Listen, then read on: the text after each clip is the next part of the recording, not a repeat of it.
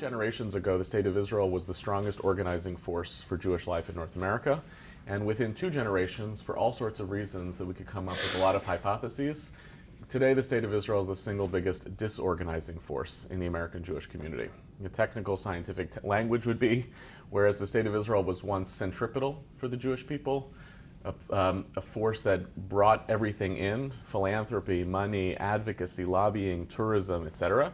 Right now, the State of Israel is the strongest centrifugal force in Jewish life. And almost the most conflict that exists in Jewish life today, if there's a particular issue that Jews fight about more than anything else, it's the State of Israel. There's a lot of hypotheses and arguments of where this comes from. And if the more you investigate these hypotheses, you realize that they are ideologies masking themselves as hypotheses. Right? So some people will argue that the reason why American Jews are distancing themselves from Israel is because of the democratically elected government and its policies of the State of Israel.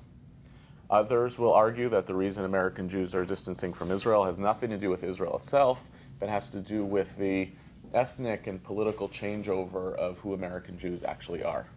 Right? Is the problem there, or is the problem here? And the answer, from a kind of neutral perspective, is probably yes.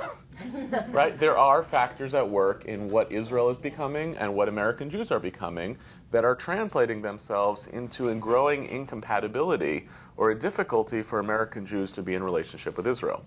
But there are actually 2 problems here. One is the distancing problem. Is Israel as important as it once was a generation ago, or 2 generations ago? The second issue, though, is for the Jews for whom Israel still matters and Israel is still important, Israel has become a site of profound conflict. Those are actually 2 separate, possibly related problems. Right? The majority of Jews in America do not have Israel as a significant feature of their Jewish identity. That's just an empirical fact. The best laboratory for which to evaluate this is on college campuses. The overwhelming majority of Jewish students on campus are not engaged meaningfully in Jewish life.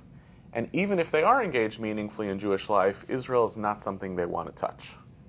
For the 5 to 10% who are engaged meaningfully in Jewish life and connected to Israel, the issue around which they fight about the most relates to Israel itself. So 2 problems that are related. One is distancing, and one is intra-communal conflict when it comes to Israel itself.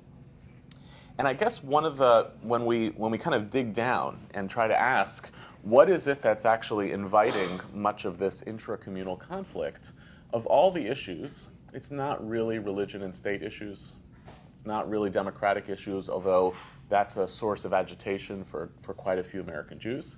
The issue of all of these issues that animates the most intra-communal agitation around which people fight the most is, of course, the Israeli-Palestinian conflict, and a perpetually intractable conflict, a conflict for which every time we've come closer to seeing that there's a possibility of it ending, it seems further and further away from resolution, in which there's a kind of constant and chronic undercurrent of consequences for Israelis and Palestinians as a result of this conflict.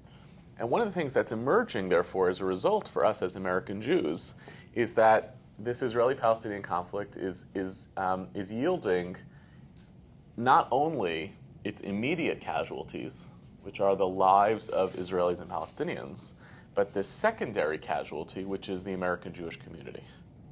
It's kind of an extraordinary thing, right? That a conflict over there has translated itself to having proxy actors 7,000 miles away who are fighting with each other because of the way that they believe or they identify with the politics over there.